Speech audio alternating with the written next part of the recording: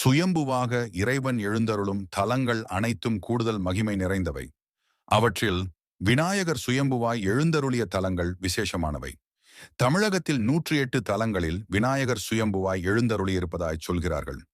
அவற்றில் சில தலங்களில் விநாயகர் லிங்க வடிவாய் எழுந்தருளியிருப்பது குறிப்பிடத்தக்கது.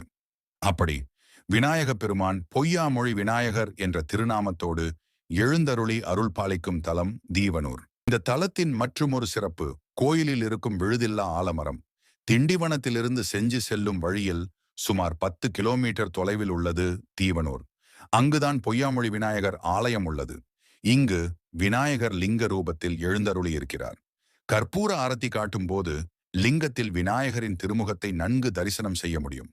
முற்காலங்களில் இந்த விநாயகருக்கு நெற்குத்தி விநாயகர் என்பதே திருநாமம். அன்றைய காலத்தில் இப்பகுதி ஆடு மாடுகள் மேய்க்கப்படும் இடமாக இருந்தது.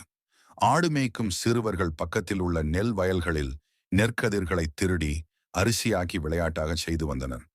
ஒரு நாள் அந்த நெற்கதிர்களை குத்துவதற்கு தகுந்த கற்களை தேடி அலைந்த போதுதான் குழவிக்கல் போன்ற 5½ அங்குல நீளம் கொண்ட கல் ஒன்றை கண்டெடுத்து அதை எடுத்து போய் நெற்கதிர்கள் மீது வைத்துவிட்டு வேறொரு சிறிய கல்லை தேடி போயினர். திரும்பி வந்து பார்க்கும்போது அரிசி, தவிடு, உமி ஆகியன தனித்தனியாக பிரிந்திருந்தன. இந்த அதிசய கல்லை கயிறுகளால் சேர்த்து கட்டி வைத்துவிட்டு இரவு உறங்கி மறுநாள் காலையில் எழுந்து வந்து பார்த்தபோது கல்லை காணவில்லை. அதே நேரம் அருகில் இருந்த ஒரு குட்டையில் குமிழிகள் வெளிப்பட்டன.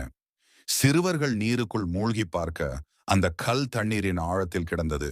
குமிழிகளும் அதிலிருந்துதான் புறப்பட்டு வருகின்றன என்பதை அறிந்து கொண்டனர். கல்லை எடுத்துக்கொண்டு கரைக்கு வந்து மீண்டும் நெற்கதிர்கள் மீது வைத்து போக ஆவையும் அரிசி, உமி என தனித்தனியாக பிரிந்தன. நிலத்துக்கு சொந்தக்காரரான ஏகாம்பரம் நெல் அடிக்கடி திருடு போவதைக் கண்டு சந்தேகம் கொண்டு அச்சிறுவர்களை பிடித்து விசாரித்தார். அப்போது அச்சிறுவர்கள் பயத்தில் அனைத்தையும் அவரிடம் கூறினர். இதை கேட்ட ஏகாம்பரம் ஆர்வத்தோடு அந்த கல்லை வாங்கி தன் வீட்டின் பரண் மீது வைத்து விட்டார். அன்றிரவு அவர் கனவில் தோன்றிய விநாயகர், நான் வெறும் கல் என்று நினையாதே, நானே ஓங்கார வடிவாகிய கணபதி.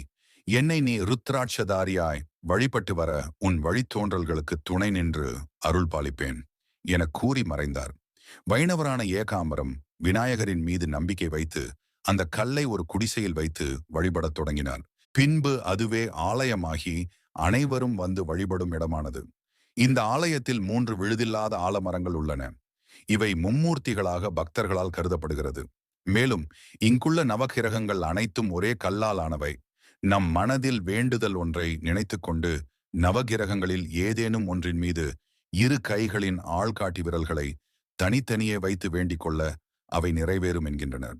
திருமணத்தடை உள்ளவர்கள் 3 விழுதில்லாத ஆலமரங்களையும் இணைத்து 3 சுற்று நூலினால் சுற்றி கட்டினால் விரைவில் திருமண வரம் கிடைக்கும் என்பது ஐதீகம்.